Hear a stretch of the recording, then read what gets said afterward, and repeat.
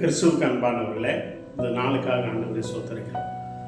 கடனை குறித்து பார்த்து வருகிறோம். லூக்கா 11ஆம் அதிகாரம். இங்கே வேதத்தில் பார்க்கிறோம் 6 வசனத்தில் அங்கே ஒரு வழிபோக்கனை குறித்து ஆண்டவர் சொல்கிறார். அவனுக்கு அப்பம் தேர்ந்து விட்டது. தன் நண்பன் சினேனிடத்தில் போகிறான். போய் எனக்கு கடனாக ஒரு 3 அப்பம் தர வேண்டும்ங்கிறான். அந்த சிநேகிதன் நான் வீட்டை பூட்டிட்டேன் என்று சொல்கிறான். என் பிள்ளையெல்லாம் படுத்திருக்கிறாங்க, நான் எடுத்து தரக்கூடாது.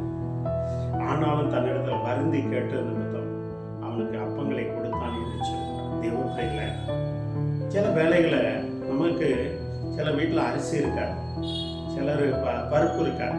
தேவ பிள்ளைகளே என்ன சில இடத்துல அந்த நாட்களில் எண்ணெய் இருக்காது, இதெல்லாம் இருக்கும் தேவ பிள்ளைகளை. ஆனால் அவங்க உங்கள்கிட்ட கேட்டா என்ன ஏதாவது கொடுங்க. உங்கள்கிட்ட இருக்கிற அரிசியில் 50 கிலோ அரிசி இருந்தால் என்ன ஒரு 2-3 கிலோ அரிசி கொடுங்க. இந்த கொரோனா நாட்களில் பெரிய பணக்காரனை கூட சாப்பிட்றதுக்கு வழி இல்லாமல் அடைஞ்சதா பார்க்குறோம் தெய்வ பிள்ளைகளே. ஆனால் ஆண்டவருடைய பிள்ளைகள் பாருங்க, நம்ம கொடுக்கும் பொழுது தெய்வ பிள்ளைகளே கடனா அவன் கடனாக்கே தான் கேட்குறான் பாருங்க, சும்மா தான் கேட்கல. கடனா தான் எனக்கு நீ 3 அப்பம் தந்தா நான் திரும்ப தந்துடுவேன். நான் வழி போக்க எனக்கு எல்லாம் தீர்ந்துட்டு, சாப்பாட்டுக்கெல்லாம் தீர்ந்துட்டு, என் குடும்பத்தில் என் மகன் வந்திருக்கா, என் மகன் வந்திருக்கிறான், என் பிள்ளைகள் வந்திருக்கு, அரிசி இல்லை, பருப்பு இல்லை. தெய்வ பிள்ளைகளை கடனா கேட்டா நீ முதல் நாளாக உங்கள்கிட்ட இருக்கிறத கொடுங்க. தெய்வ பிள்ளைகளை ஆண்டோடைய கிருபையினால எங்கள் பாம்பேயில் நாங்களே ஊழியம் தான் செய்கிறோம். ஆனால் எங்கிட்ட நிறைய பேர் கடன் கேட்பான். எங்கள் வீட்டு பில்டிங்கில் பகுதியில் எனக்கு கொஞ்சம் பால் கொடுங்க, கொஞ்சம் சீனி கொடுங்க. பாருங்க, ஆண்டவர் கடன் கொடுக்குறவராக மாற்றி இருக்கிறார். அவன் அப்படியா, சரி கொடுங்க, கொஞ்சம் கடு கொடுங்க அப்படின்னு சொல்லி எங்கள் வீட்டம்மா கொஞ்சம் கேட்டால் நிறைய கொடுத்துருவாங்க. தேவ பிள்ளைங்களை வீட்டில் கொஞ்சம் பதாம்பருப்பு இருக்குது, கொஞ்சம் தாங்க அப்படின்னா எல்லாத்துக்கும் கொடுத்துருது. அப்படி ஒரு எண்ணம் இருக்கிறதெல்லாம் கொடுத்துருது. தேவ பிள்ளை அதான் நிறைய பேர் படுற பாடு வேதனை.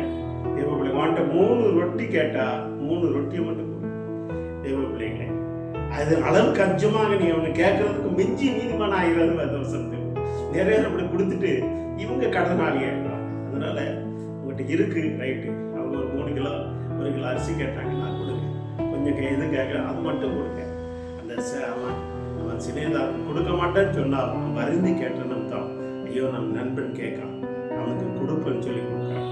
தேவ பிள்ளைகளை அதே போல் நீங்கள் கொடுக்குறவன் பக்கத்து வீட்டில் நிறைய பேர் பெண்கள் கேட்கறது, கொஞ்சம் அது இருக்கா, என்ன ஒரு கத்தரிக்காய் இருக்கா, சிலவர் தேவ பிள்ளைகளே ஒரு முருங்கைக்காய் இருக்கான்லாம் கேட்பாங்க.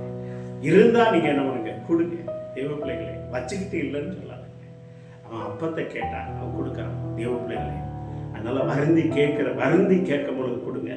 தெரிஞ்சிடும், அக்கா அண்ணா இல்லையோ, ஒரு கத்திரிக்காய் கூட இல்லையோ, ஒரு அரை கொஞ்சம் பருப்பு கூட இல்லையோ, திடீர்னு வந்துடுவாங்க. விருந்தாள் வந்துடுவாங்க, வீட்டில் ஒன்றும் இருக்காது, விருந்தாள் வர்றதுன்னு சொல்லிட்டா வருவாங்க. தேவ பிள்ளைகளை அந்த நாட்களில் சொல்ல மாட்டேன். அதனால பக்கத்துல ஏதாவது வாங்கி அவங்களுக்கு ஆக்கி கொடுக்கணும்னு நினைப்பாங்க. தேவ பிள்ளைகளை நீங்கள் கொடுங்க. தேவ பிள்ளைகளை நிச்சயமாக ஆண்டவர் உங்களுக்கு கொடுப்பா. அந்த சிநேகனுக்கு அவன் 3 ரொட்டி அப்பத்தை கொடுத்தான், அவன் ஆசீர்வதிக்கப்பட்டான். நீங்களும் ஆசீர்வதிக்கப்படுவீர்கள். கண்களை முடிச்ச போல் செய்யும். நல்ல ஆண்டவரே, எங்கள் வீட்டில் என்ன இருக்கோ யாராவது என்ன கேட்டா எங்களால் முடிஞ்சது நாங்கள் கொடுக்கணும். ஆண்டவரே, முகம் காணாதபடியை நாங்கள் வருந்தாதபடியை நாங்கள் கொடுக்கணும்.